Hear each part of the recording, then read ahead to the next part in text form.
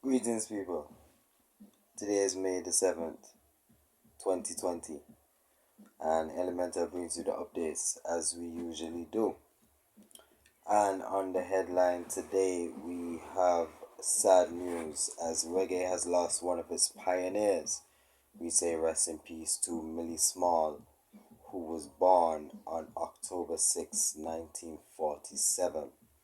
Now, most of you would know Millie Small from her single My Lollipop, which was produced and released in 1964. Alright, now I'm just going to give you a brief rundown on Millie Small, giving you some information about her. Alright, at the age of 12, she won a talent contest within the parish of Clarendon and then moved to Kingston and began to record with Cox and Dodd and the Studio One record label. Alright, a lot of great musicians and reggae artists pass through that Channel One studio record label. Okay, due to the buzz that she created around the island, she caught the attention of Chris Blackwell, who later became her manager and guardian.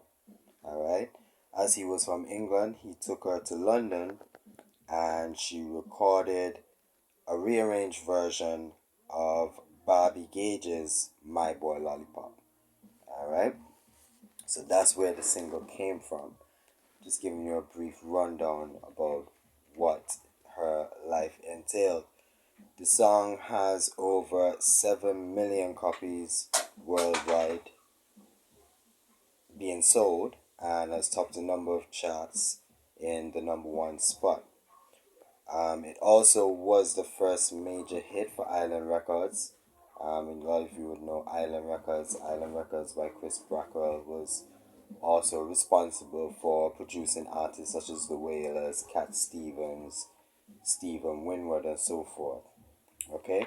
She then appeared on several TV shows and plays, performing songs of her own and songs composed by others such as Dolores Claiborne. Sadly, in 1987, Thames News conducted an interview with Millie Small, and it was revealed that she was destitute and living in a hostel with her daughter. Alright, fast forwarded on to August 2011, she was awarded in order of distinction for her contribution to the Jamaican music industry, and that was awarded by the Governor General. Alright. And then in July 2012, she announced that she would be recording music once more, and her intentions were to return to Jamaica, her homeland, and perform for her Jamaican people, which she hasn't done so over 3 decades. Alright? She has very few interviews and very few sit downs with media personnel and so forth. She's been a very quiet artist over the decades. In August 2016, however, US journalist Tom Graves conducted the first ever in depth interview with Millie Small, where she discusses her career and the impact of the single My Boy Lollipop. Unfortunately, she stated in 2016 that she is yet to receive any royalties for that single that she did in 1964. I think that is very, very, very sad. I'm not sure if when she died, which was on May 5th, I'm not sure if her royalty situation was cleared up prior to her death, but she died on Tuesday, May 5th from a stroke. We send condolences out to her family and may she sleep in eternal peace. Alright, moving on. We have some dancehall news. Alkaline drops his high prop single for the ladies. Squash drops his Naturally. That's from the Six Camp. And Vibes Cartel drops his Life Giver. A nice track that he seems to have done for his baby mamas then. He's in. Moving right along, we have Richie Spice and Bobby Condos who collaborated to release a mixtape called the Red Hot Mixtape. However, Richie Spice will be releasing a new album on June the 12th entitled Together We Stand. You can look out for that being released soon. In more news, we had Protege on his live. Only part I wasn't sure to clarify if this was live on Facebook or live on Instagram. However, he on his live feed, he decided to release some new tracks to the world under a theme called Fresh and Clean. He released some new tracks like Chronics, Boga Dance, Lila Ike, Stars, and Protege himself doing self-defense. From my reports, that was very interesting, and the show seems to be doing well with quite a few viewers. Dancehall and abroad, I would say this one tops both categories or both areas.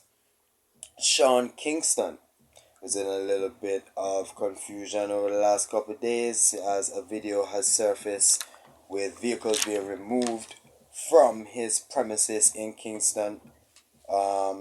Actually, I take that back. Somewhere in Jamaica, I'm not sure if it's Kingston, but his vehicles were removed by what seems to be the Jamaican Constabulary Force and members of the army. Now, Sean Kingston has since released a statement stating that he has no wrongdoing in such and his vehicles have engine difficulties, hence the reason he had to contact persons to come and tow them from his home.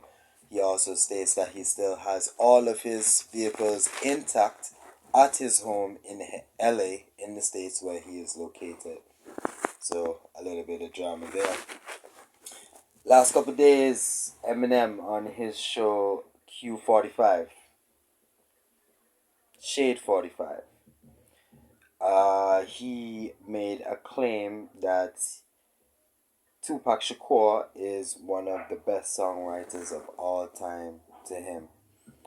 And I just wanted to share that with y'all because I'm sure many people will be in agreement.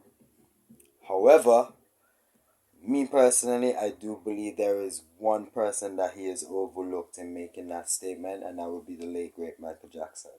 I would definitely say Michael Jackson goes down as one of the best songwriters of all time, hands down. However, the discussion would be good to have in a Michael Jackson versus Tupac in strictly from a songwriting standpoint. Eminem was very clear as to why he made that statement, saying that there's a difference between when you hear a song and when you feel a song, and he was very clear in stating that Tupac is somebody that you normally feel. You don't hear his music, you feel his music, and therefore he gave him that accolade. And as you would know, there's been recent controversy surrounding Eminem and this so-called term, the guest to hip hop, and he's a guest in the house of hip hop as he is white. And a lot of people have had back and forth and different discussions, namely with Lord Jamar. Lord Jamar has very, very strong words towards Eminem and how he feels about him as an artist. But that also is debatable and would be a good conversation to have. Alright, last but not least, which is most interesting. The great DMX has called out Jay-Z for an Instagram battle. That is going to be phenomenal. I would tune into that at the drop of a dime. Just to think of DMX and Jay-Z going at it head to head would be something to see. I don't know if you guys know of the history. There was two prior confrontations with them.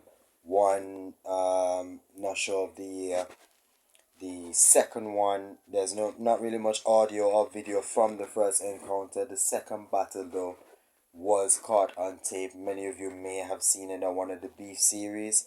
However, the original cut I do believe comes from the Backstage DVD. For those of you who don't know, Backstage was a tour that Rockefeller did, I believe in 2000 or 2001. It was very, very successful. It was a great DVD to watch. Shout out to my older brother, Kay. I'm not sure if he still got that DVD.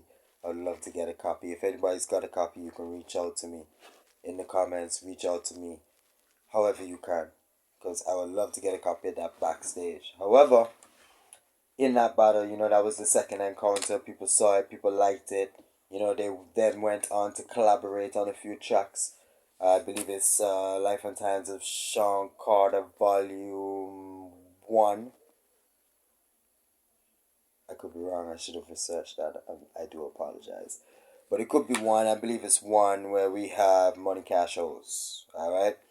So that's the first song that ran through my mind. And I was like, who's going to get the handle to play that? I would believe Jay-Z, as that is a track that's featured on his album. So I do believe it's a Jay-Z track featuring DMX and Ja Rule, I think. Yeah. So there we have it. Just to mention real quick, all this is put together by, when I say all this, the Instagram battles that have been going down live, such as the one that we're now awaiting for, Jay-Z versus DMX. We also had Teddy Riley versus Babyface. And there was one other one. And those were put together by Swiss Beats and Timberland, in case you never know. Oh, just came to me. That was Wu-Tang and DJ Premier. That was classic. I watched that. I really enjoyed that as a hip hop fan and as a hip hop lover. Because some of us, we listen to rap, but we don't listen to hip hop. We don't even understand what the term is. You know, hip hop is a movement. Hip hop is a lifestyle. You know, it's almost like being a Sound Clash member. You know, if you're a member of the sound fraternity and you know of the dancehall and you know of sound systems, you know of sound clashes, you know of live juggling and these sort of things, and you're a part of the culture, you would understand that it's a movement, it's a lifestyle, it is not a genre, it is not a style of music. So with that said, you know, that DJ Premier and Wu Tang really brought me down to the grassroots hip hop. It really reminded me of where hip hop has come from and what it is today. Not knocking what it is today at all. It's still good material, but it's just different. So, shout outs to Swiss Beats, shout outs to Timberland for those two great battles that we've already seen, and the third one, which is on the way. We patiently wait for it. I'm Sima, I'm out. It's Elemental TV 268. I'll be back with you in a few days. Peace.